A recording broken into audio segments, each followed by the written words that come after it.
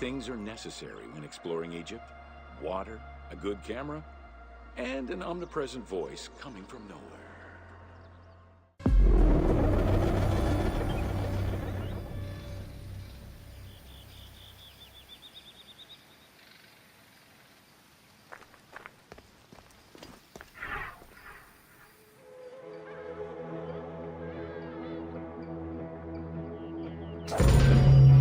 Welcome to Osiris, the first mummy.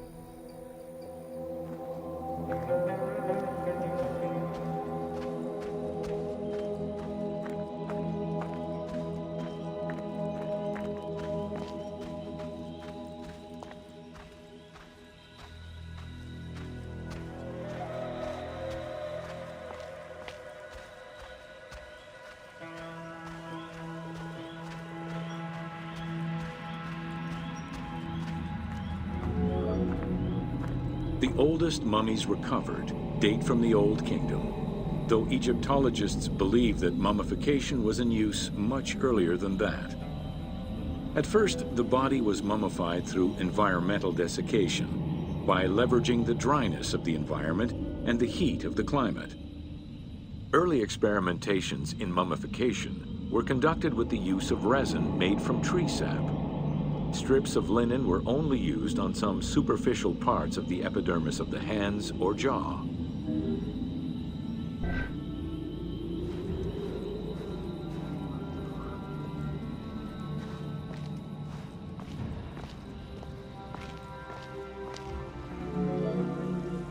Ideologically, the will to preserve the body is not explained in any way until 3600 BCE. This is when the Egyptian belief that the body housed the soul was finally documented for modern Egyptologists to eventually decipher. It was not until the arrival of the myth of Osiris in the Egyptian religion around the 5th dynasty that mummification was thoroughly conceptualized. The practice was thereafter grounded in both a mythological and ideological point of view.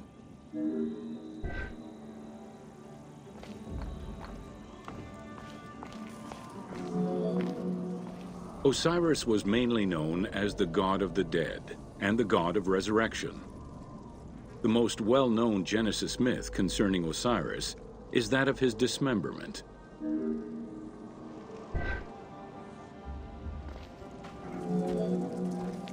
It is Plutarch who gives the most simplified and complete summary of the story. Within Egyptian mythology, Osiris represented the first king to rule Egypt. Jealous of his power, his brother Seth attempted to usurp his throne. After several unsuccessful attempts, Seth succeeded in killing his brother by dismembering him and scattering the pieces of his body all over Egypt. Isis, the great of magic, traveled all over Egypt in search of the pieces of her husband's body. After a long search, she recovered all the pieces save for his manhood, as it was eaten by a fish.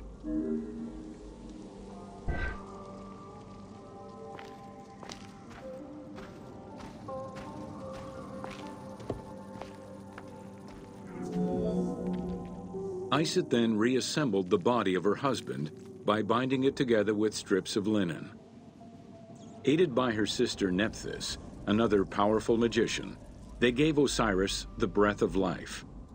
This not only brought him back from the dead, but also allowed him to recover his virility long enough to impregnate Isis, thus ensuring his succession before, once more, dying. Thus Horus was born.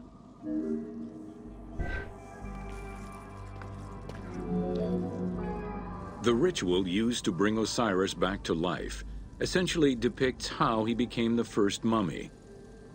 It is why, on the sarcophagi of kings, we often find Isis and Nephthys represented as the magicians who restore life to the deceased.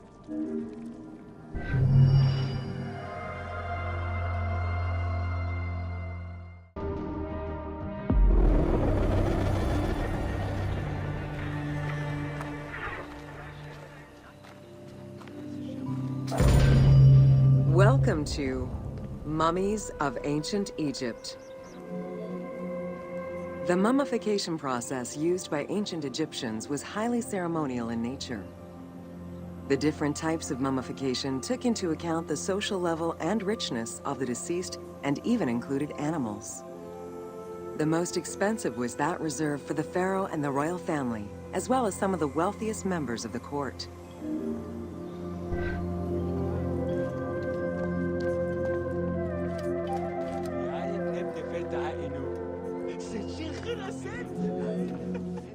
The first step was cleaning. Once bodies arrived at the mummification site, they were placed on inclined tables while the bodily fluids drained away. They were then cleansed by priests until they were deemed ready for the purification process.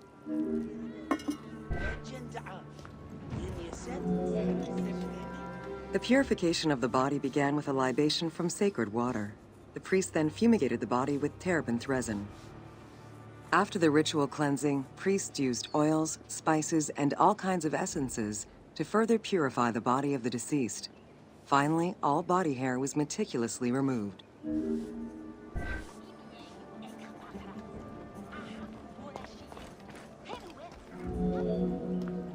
Once the body was properly purified, embalmers removed the organs, following very specific procedures.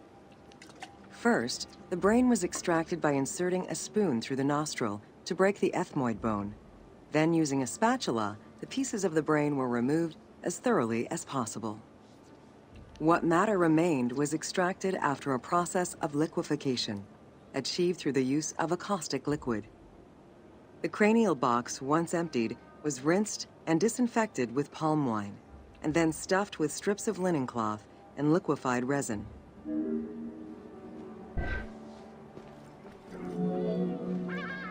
After taking care of the brain, embalmers made an incision on the left flank and carefully set aside the viscera.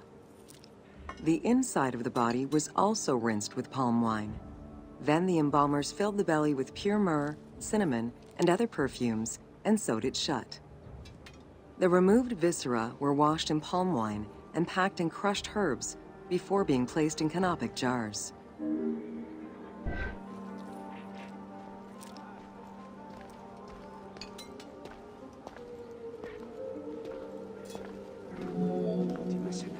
Canopic jars were placed close to the sarcophagus or kept in a chest nearby. At first, the viscera were wrapped in tissue and placed in the vases. As the ritual requirements became more elaborate, ointments, spices, and even water and natron were added to the process.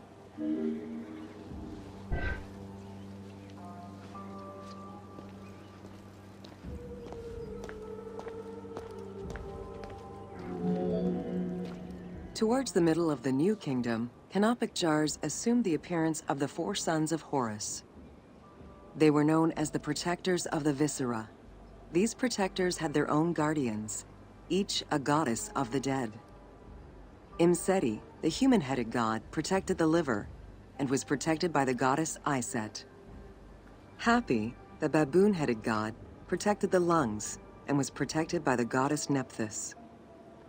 Dumut-Ef, the jackal-headed god, protected the stomach and was protected by the goddess Neith. And finally, Kebesenuef, the falcon-headed god, protected the intestines and was protected by the goddess Selket.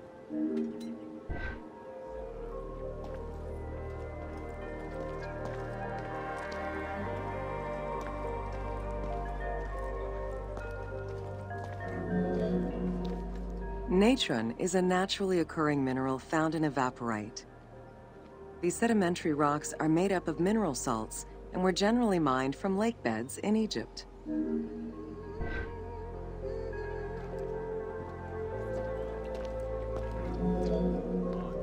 Embalmers used natron as a desiccant to dry the flesh and stop the corpse's putrefaction process. Once the body was cleansed and eviscerated, the deceased was covered in natron for about 40 days. Once desiccated, the body was prepared to be wrapped in strips of linen.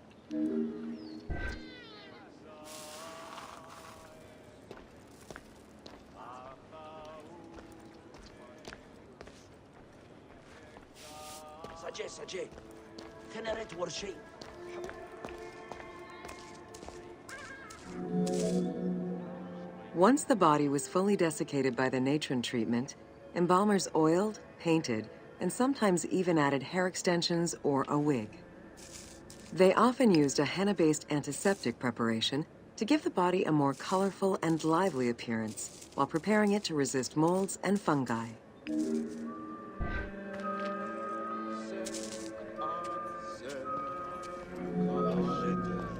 Next came the phase which gave mummies their most well-known appearance, the wrapping. Originally, each part of the body was wrapped separately. Men had their arms crossed on their chests, while women had the right arm folded over their breasts and the left arm stretched along the body. However, techniques evolved over time. Eventually, the body as a whole was wrapped with limbs alongside the body, and increasingly sophisticated and different techniques of weaving flax bands were developed.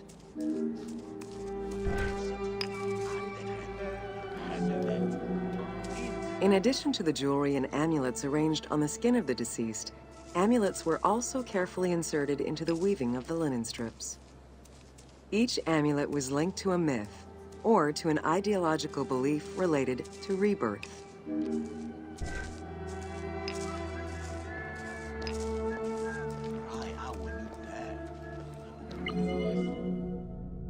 Masks were an important part of a mummy's finery.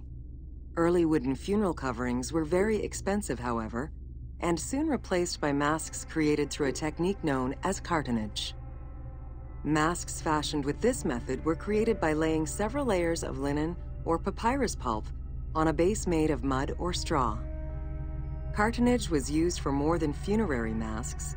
Ornaments and the animal coffins of the late period were also made in such a fashion.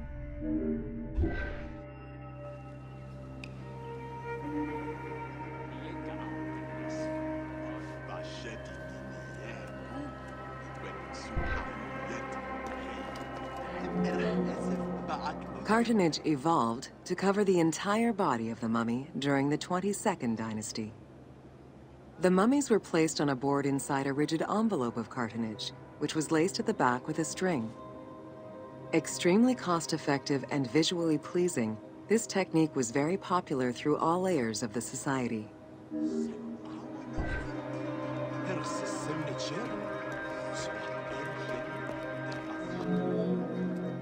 Cartonnage envelopes were usually covered with inscriptions and polychrome decorations, specifying the names and titles of the deceased, scenes depicting daily life, or decorations specific to the funerary world.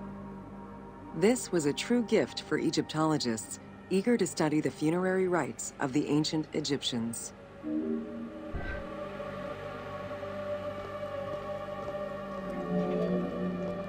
Once the mummy was properly wrapped and adorned, the embalmers proceeded with the ceremony of the opening of the mouth. A vital step of the funerary process, this ceremony was meant to bring back to life the deceased themselves, or an object representing the deceased.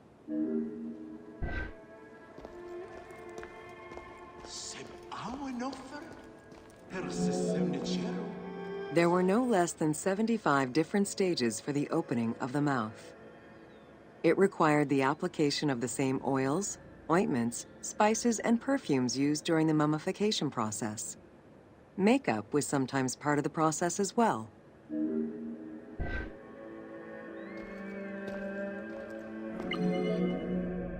The last stage of this long ritual was the act of touching the mouth with the adze to symbolically allow the breath of life to infuse an inert body.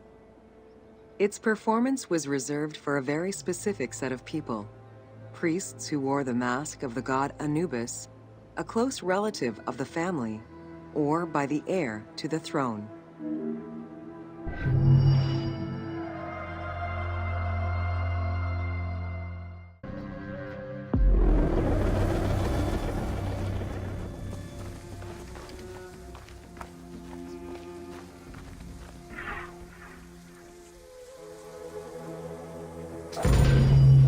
Welcome to The Importance of Mummies.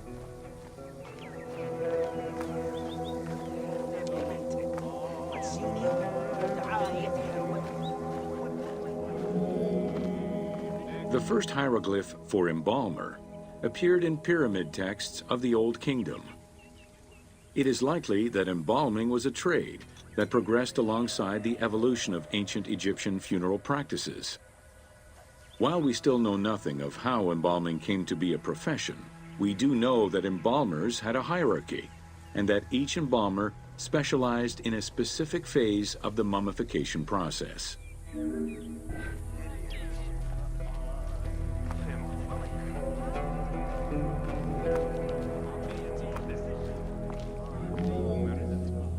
The mummification techniques were jealously guarded by embalmers from generation to generation. Despite their efforts, Herodotus and Diodorus discovered their methods in late antiquity, but historians were skeptical about the validity of the texts. It remained a mystery until two teams of modern medical legal scientists confirmed the process in 1994 and again in 2011.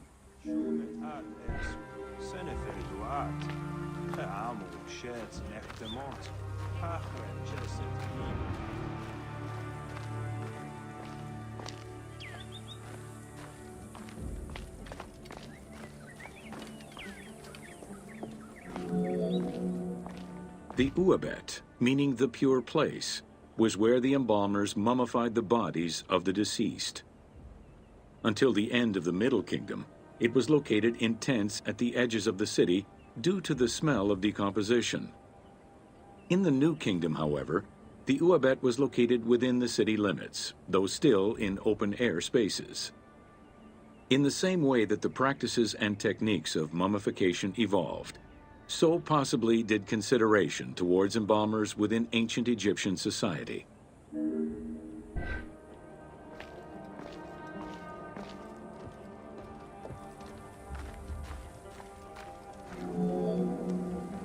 The pharaoh had access to the most elaborate of mummification rituals.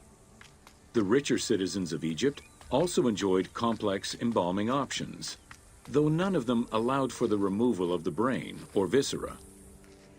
After purifying the body, embalmers injected a liquid through the rectum, sealed it, and allowed the mixture to settle. They then plunged the body into natron for up to 40 days. Once the body was dried, the seal was removed, and the entrails flowed out with the injected liquid, leaving the skin and bones of the deceased to be wrapped in linen and returned to the family for burial.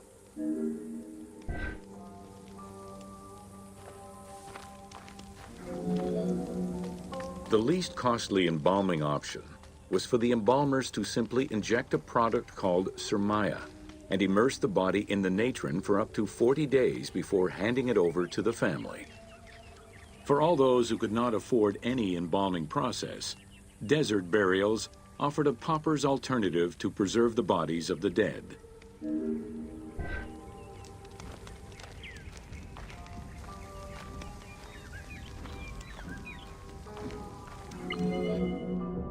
Egyptian civilization has always appealed to Westerners, even before the Greek and Roman invasions.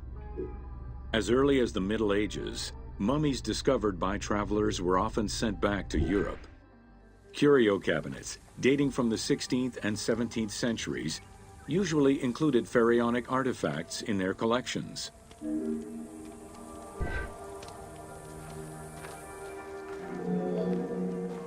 The Egyptomania phenomenon was heralded by Napoleon Bonaparte's Egyptian campaign, which lasted from 1798 to 1802. The following years were marked by a resurgence of interest from rich enthusiasts and scholars who exposed Egypt to the general populace. Many research societies focusing on Egyptology were founded during those years.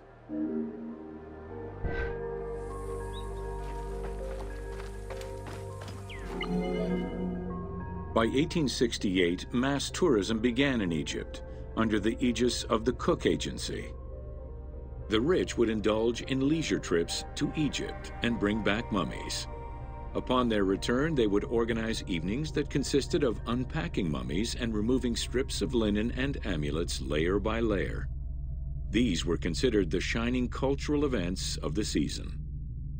The Egyptian collections of many a museum were founded as a consequence of this mass pillaging.